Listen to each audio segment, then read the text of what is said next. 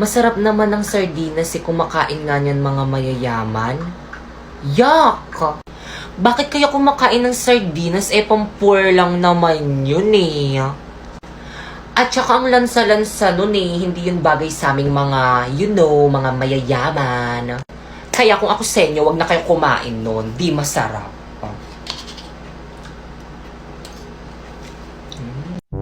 Besh, kanina pa tayo gala ng gala. I'm hungry na. Saan mo ba gusto kumain, Besh? Kahit saan, basta libre mo. Kapala? Sige, Besh. Dito na tayo kumain sa may Jollibee. Ay, Jollibee na naman. Nakakasawa na yan eh. Sige, dito na lang sa may McDo. Naku, nakakasawa na rin yan. Di ka ba nagsasawa dyan? Saan mo ba talaga kasi gustong kumain? Kahit saan nga, paulit-ulit. Mama, bayad ho. Wag mo akong mama, hindi kita anak. Attitude Akin na bayad mo. Ito po. Saan galing? Malamang sa akin. I mean, saan papunta? Di sa'yo. Batang pasaway at lahat sasabay. Mama, sukli ko ho. Piloso po kang bata ka. Umanda ka sa akin. Sukli mo. Mama, bakit kulang to? Magkano ba kya po? Bakit? Bibilhin mo? Batang pasaway at lahat sasabay. Bima, 3 plus 3. 6 po, ma'am. Very good. Ang galing mo na talaga. Siyempre, magaling po kayo magturo, ma'am Dumali na naman ang sipsep. Ikaw naman, Popoy. 3 minus 3. Ayan na. Pasneya. Pagdating sa akin ang hirap ng tanong.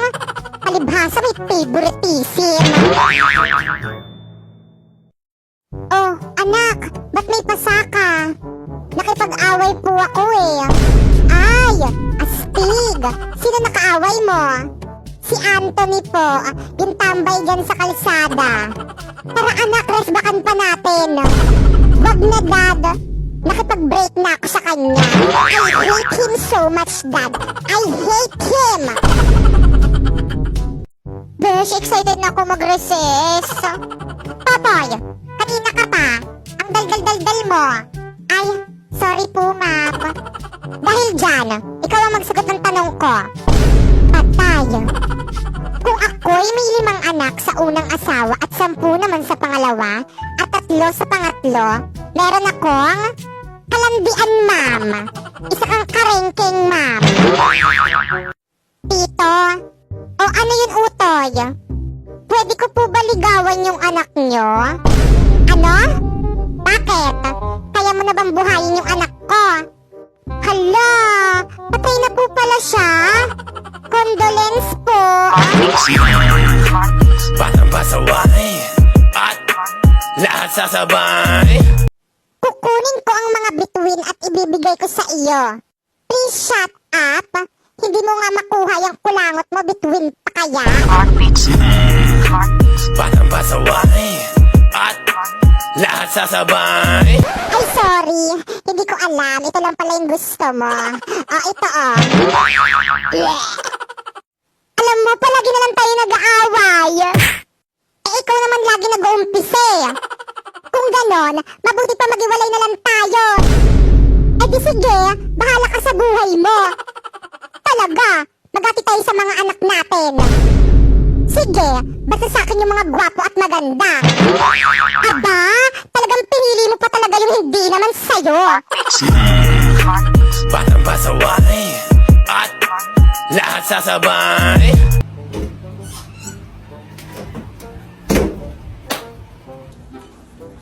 Napakadamo. O anak, nandiyan ka na pala. O bakit nakasimangot ka? Ayusin mo nga yung mukha mo, nakakairitang tignan. Paano ba naman kasi, ma? Yung kaklasiko, napakadamot. Aba, ano ba ginawa sa'yo ng kaklase mo?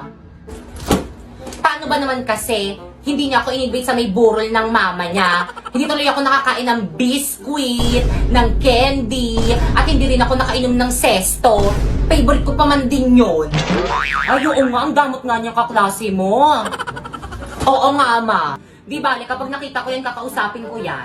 Hindi ko rin siya i-invite sa may burol mo, ma. Para hindi siya makakain ng mga handa natin. OMG, excited na ako sa may burol mo, ma. Ay, walang yakap. Ah! Aray! Hay, sa wakas nakasakay rin. Hoy, Besh, tignan mo yung katabi mo. O, anong meron? Ang pogi.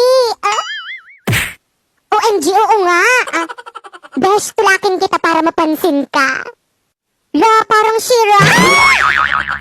Para kang sira. Lakasan mo naman yung tulak mo. Ayoko, sige.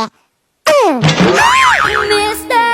Cupido, ako na may tulungan mo. Ba't hindi palain ang kanyang damdamin at nang ako ay mapansin? Naku, kuya, sorry po. Ang harap po kasi nitong beshi ko eh. Naku, okay lang, sis. Anak, bilan mo nga akong napkin sa tindahan. Yak! Ayoko ma, nakakahiya. Baka sabihin ng tindera ko yung nagnanapkin eh. Hindi yan, kasama mo naman ang anghel mo, gagabayan ka nun. Pwede siya na lang yung utusan niyang bumili ng napkin nyo. Parang napkin lang naman yung bibilhin, kailangan dalawa pa kami. Ababastos kang bata ka. Ang bastos, nakahubad. Yan ang bastos, kinakausap mo, tinulugan ka.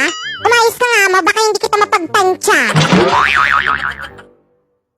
Mga classmate, thank you sa pagboto sa akin sa pagiging muse.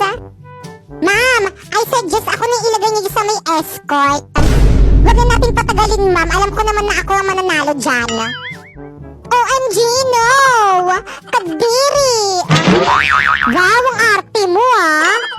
Siyempre, para lang kaya sa mga gwapo yung escort.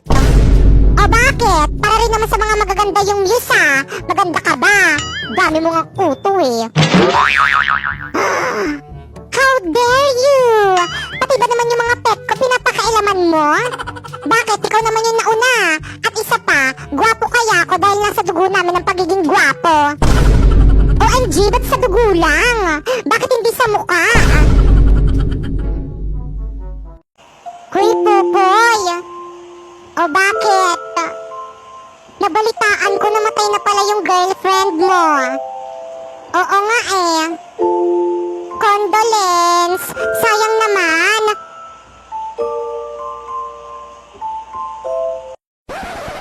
Gusto mo ako na lang yung pumalit? Sure! No problem! Basta kasya ka sa kabaong niya. Tao po? Tao po? Pupoy, apo, magtago ka! Bakit, Lola? Maglalaro tayo ng tagu-taguan? Yehey!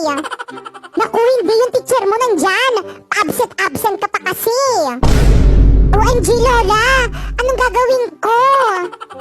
Tao po? Popoy? Where na you? Magtago ka na dali. Sabihin ko na lang nagkasakit kasi nugod ka sa may ospital. Sige po.